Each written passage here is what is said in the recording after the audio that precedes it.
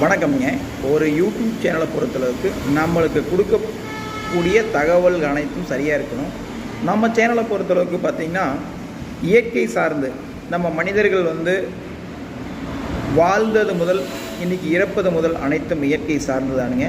இதில் செயற்கை என்பது இடையில் நம்ம உணவு உண்ணும் பொருட்கள், அதாவது நீங்கள் உணவு உண்ணும் காய்கறிகள் அனைத்தும் செயற்கையாக மாறி நம்ம மனிதனை ஆயுளை குறைத்து மருந்தும் மாத்திரையும் மருத்துவமனைக்கும் அலைய விட்டு கொண்டிருக்கும்.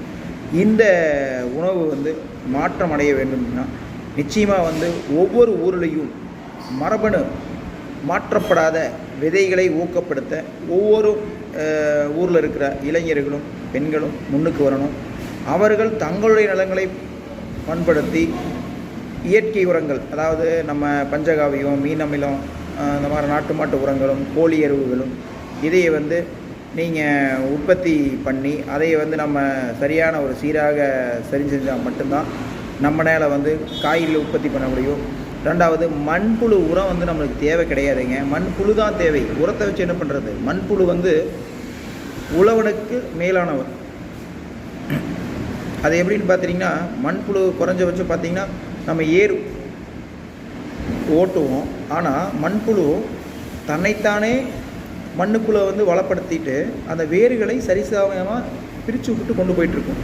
அப்போ அந்த மண்புழுவே இறந்த பின்னாடி அந்த வேர் எப்படிங்க ஒரு சரியான ஒரு நிலத்தடியில் போய் சேரும்?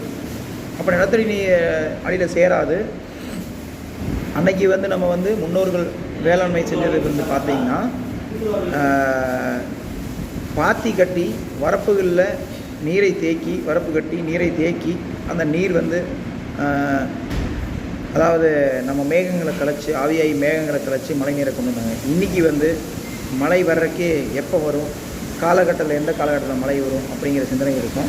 அப்போ நம்ம சேனலை பொறுத்தளவுக்கு நான் கொடுக்கக்கூடிய வீடியோக்கள் எனக்கு லைக் போகணும், ஷேர் போகணும், இதை சப்ஸ்கிரைப் பண்ணணும் அப்படிங்கிற எண்ணமெல்லாம் எனக்கு எது பெரிய எண்ணமெல்லாம் கிடையாதுங்க. என்னோடய எண்ணங்கள் எப்படின்னா, இந்த மக்கள் ஒரு இயற்கை சார்ந்து வாழ்வியலை தேர்ந்தெடுக்கணும்.